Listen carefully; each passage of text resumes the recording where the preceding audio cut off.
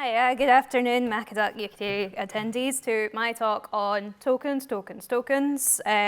So you're gonna go on a journey and learn about cybersecurity's favorite tool. So my name is, just to introduce myself, my name is Catriona McDonald. I work at the City of Glasgow College. I've been there for almost 10 years, too long, I would say, a little bit. Don't tell my colleagues that. I hope you guys are not watching. But we're not usually that sunny, so coming down to here to this beautiful weather right by the beach, I'm going to be sunburnt by the end of this, so just to let you guys know. So I have been working with Mac devices for pretty much the whole of that time. I work in a team that kind of mostly focuses on end user device administration. So we look after Azure Virtual Desktop, we look after Intune, we use System Center, printers, which are unfortunately my responsibility. Never show a printer fear, because it knows, it does genuinely know. Every time I'm like, okay, what kind of problem am I going to face today? There's always a problem, so I just go, you do your thing and I'll do my thing, and hopefully nothing goes wrong. I also look after the Mac devices, iOS devices, and recently just been given the responsibility to look after Android. Yeah. So you may have noticed in the top of the slide, there's like introduction, history, secure, bootstrap, session, Q&A. Some session parts of this will actually go a lot quicker than others. So don't worry, I am only going to be keeping you for 35 minutes at most, probably more likely to be half an hour, knowing how quickly I talk and how kind of engrossed in things I get. So what are tokens? So they are an important concept in cybersecurity. So the most important thing to know is CIA, not the American intelligence agency, but confidentiality, making sure that only those that can see the data can see the data. Integrity, to make sure that the data is not tampered with, and and availability, to make sure that they actually have access. No use if you're kind of like have the most secure thing and there is no availability. You need that. So say, for example, I want to get access, but I never authorized. So like anything, like a bouncer at a nightclub, when you've just had a couple too many to drink, it's kind of scrutinizing you. It's like, should I let you in or should I not? Most of the time, it won't let you in. So no token, no access. But if I get a token, I should get access. Now, what do actually tokens usually kind of have? They have a unique identity. So they either have a cryptographic key, so a UUID, universally unique ID. I was about to say ultra unique. That's not what it is. And some kind of checksum to make sure that it is correct. So it's not being tampered with. Checksums are really good for kind of like if someone else is kind of tampered with, it kind of doesn't add up. So it's like, nah, something's not quite right. So it checks all of these to make sure that everything kind of seems above board. So let's start off with the history of FileVault, because without FileVault, we wouldn't have Secure and Bootstrap. So this predates me. How many actually in this room have seen that screen? Oh gosh. I'll be honest, I was in secondary school when that was. I'm aging myself here. I'm more used to the one that's here. I will be honest, I actually prefer the system preferences before this, the grid. I miss the grid. Anyway. So, oh God, no, what was that? So in 2003, we kind of first saw FileVault in Panther. It was done as just a sparse disk image, which was just kind of a standard kind of thin provisioned kind of disk image, very basic. It was only the user home folder, so even if one user had FileVault active, it didn't do it for the other users, so you would have to get every user to activate it. And it was done with AES 128 encryption, which is in both the macOS Leopard iteration as well, which is using sparse bundles. Now the difference between that is as it's in the name, it had a kind of bundles, it kind of put the packages into bundles. Also, only user chosen folders, but then eventually, they kind of moved on. But first I'm going to talk about AES. So AES is a kind of an advanced encryption standard known as Rheindahl. Now, I think I got that correct. Not very good with my kind of pronunciations of the European languages, I'll be honest. But I can say Achtermachte, so it doesn't really matter, does it? So AES, in the name 128, it's in the name, it uses a 128 key, and then AES 256 uses a 256-bit key. What it does is it kind of goes through kind of a column, it's a complex math equation, and if you really like maths, you can go into kind of the background there and find out that way. I'm not that much of a math geek, I will be honest. So I'm not going to go into that much detail, but essentially it will go through turns, kind of changing the data in terms of the key that it was given. The length of the key is how long it will go through. So if it's 128, it will go through in like 10 rounds. If it's 256, I think it's 13 rounds and more as it kind of gets more and more complex.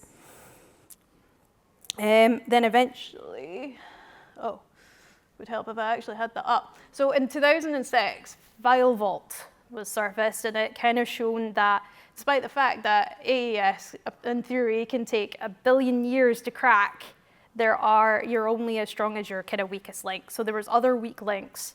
When data's in transit, it is not encrypted, so it can grab it. And then when a session's open, when it was in deep sleep, it could grab the data then. So that's when they kind of decided, they kind of said, right, this is a big problem. The data's safe if you follow these kind of rule sets, but good luck otherwise. Then in 2011, we brought in File Vault 2, which is the iteration that we know today. That brought in a whole disk encryption, so it would bring into the system files all the users. So if you switched on for one user, it switched on for the whole disk, which had its own problems. It changed cryptography to XTS AES, which does data encryption at rest. So what that means is when it's at rest, it's encrypted, but when you're using it, it's not encrypted at that point. So that meant that the processor was doing a lot of encrypting and decrypting whenever you were using the data. So there was a bit of an overhead with that. That kind of went away with the more modern chips. So from like T2 onwards, it got a lot more easier to deal with. In 2017, that's when secure tokens were introduced and hardware encryption in itself with the T2 chip and the secure enclave. And then in 2019, that's when bootstrap tokens and MDM support was kind of there's always been MDM support, but with bootstrap tokens, it kind of just ties it in a little bit more neatly.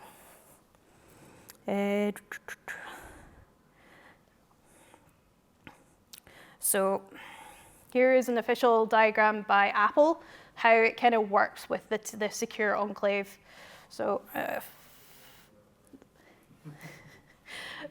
that at the bottom is totally optional. It just adds an extra layer of security. That's happening regardless, which it's quite nice to know that at least your data's kind of kept safe, even if you don't turn File Vault on, but it's always better to turn it on, especially if you're working with very kind of sensitive data. And it also manages the keys that kind of go between the CPU and the SSD. So it's kind of saying, does this look correct? Because of it's completely separate with the keys. Like it said earlier in the Apple's talk, that because it's separate, if the other systems become compromised, that stuff is kept safe. There's a lot more that the secure enclave does, but we only have 35 minutes, and that's a topic in itself, so I'll be swiftly moving on. So let's move on to secure tokens. So this was introduced in High Sierra, and it was given to the first admin user initially, which some people, when you were doing zero-touch kind of MDM, when you said that you didn't want the first user to have admin rights, so you were having a complete system where it's just the user, that kind of caused problems with Secure Token.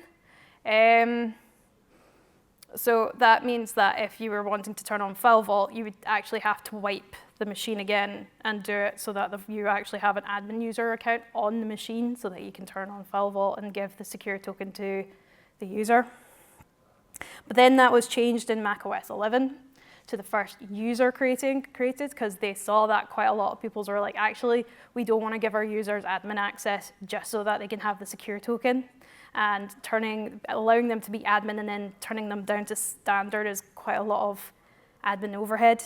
So I think Apple listened and kind of decided to change it to the first user. So File Vault itself does not have to be active for Secure Tokens to be granted. That is granted as soon as the first account is created. So you'll see that in kind of workflows that I've got a bit later in the next couple coming slides. So then from macOS 11, those that have Secure Tokens or Bootstrap token is for the MDM is considered volume owners, which is important for updating the device and some of the security settings in the recovery area. So this is something that I used to see quite a lot because we did actually at one point work a lot with AD-bound Macs. Kind of a side note that a lot of corporations are moving away from AD-bound, especially when you have platform SSO on the way. You've got Jamf Connect, other kind of third-party products that allow you to kind of change the login screen so it doesn't necessarily have to be AD-bound anymore.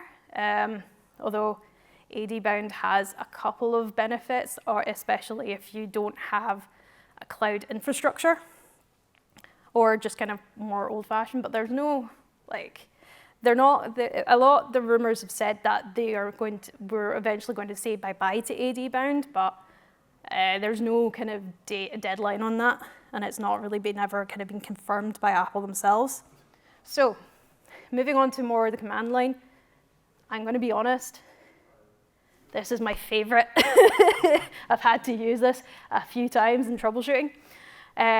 Because because of how software updates happen these days, it needs to actually have the person needs to be a volume owner, so it needs to have a Secure Token. So I have had to use that in the past, and thankfully with the most recent versions with the Bootstrap token, it does allow for other accounts to have the Secure Token. I've had it in the past where I've actually had to wipe the machine because there was no Secure Token kind of owners. So that was a great blessing when Bootstrap came in. So it is in plain English. So if you do the first one there, it's kind of it will tell you what the status is. That will turn it on, that will turn it off. The only one is at the bottom is a little bit different. So this is more kind of a File Vault oriented command. And what it does with the extended, it shows you the UUID and what user that is associated with, and it will also show you if you do have a Bootstrap token for that machine. So moving on to Bootstrap tokens that was introduced in 10.15 for more kind of MDM support, is more of a partnership between the the MDM and the machine itself. It just gives the MDM more kind of authority to say, yes, I'm looking after you, so I can do these things for you. And the device is like, yeah, that's great, that's absolutely fine by me. Usually, you'll see that in kind of more bring your own device, people have to opt in so that they can get this Bootstrap token. So Bootstrap tokens can authorize the following: software updates, erase all content and settings, which is obviously a dangerous thing if you're in the wrong hands. And it also creates new users when they log in with Platform SSO. So with Platform SSO, you can have it so that after you've created the first account, if someone logs in subsequently with their identity provider, it will then create an account, give them the Platform SSO token, and let them log in. And give secure tokens to existing users when they log in. So this is kind of more of the workflow. So if this is a consumer, so this is not the devices that we're looking after, all you're going to get is secure because Bootstrap's not needed. Bootstrap's purely just for MDM vendors. But if they decide to do a BYOD enrollment, that is when they would get the bootstrap, and they'll have a wee window saying, you allow this to have access to do these things. So like for per app VPN, it would just erase that kind of, and with Intune, it's your work profile, it would erase only that side of the data. But it does at least tell you, it's like, yeah, this gives us access to do these things. And platform SSO, it works it's pretty much the same, because you do the remote management and then you do the account creation. The account creation is the important part for both Secure and Bootstrap. If you skip this, which is a bit later on, it works a little bit differently. So once you've got the Secure Bootstrap, you then log in with your IDP, so either Okta or Entra or Google.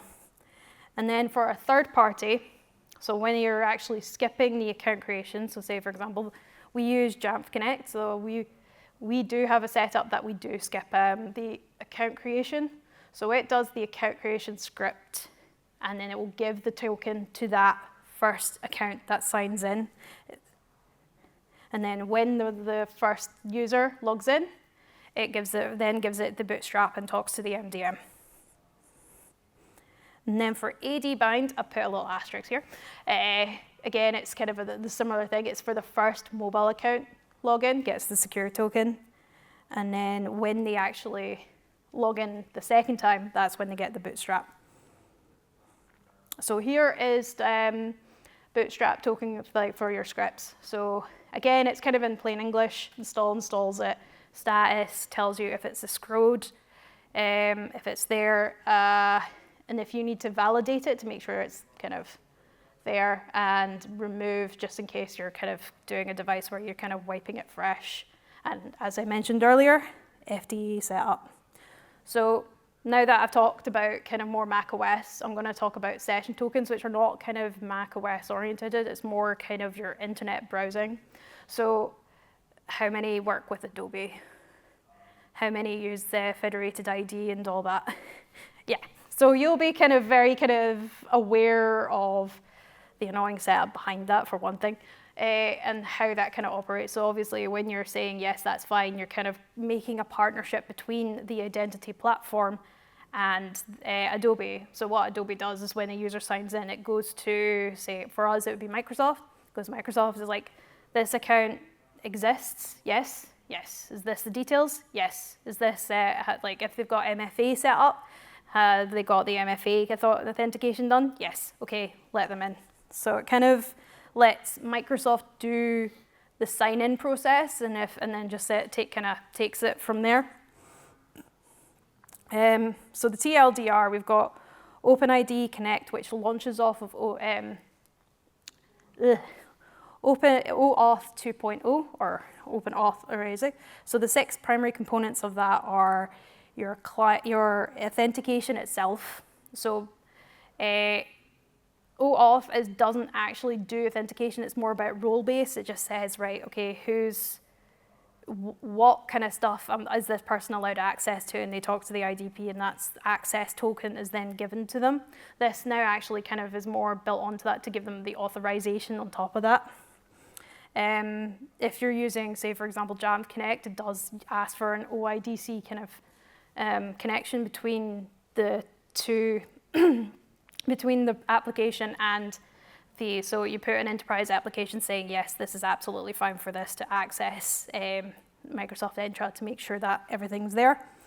It also, that would be the client, and it also on the relying parties. So the relying parties would be Microsoft, Jamf Connect itself, all those.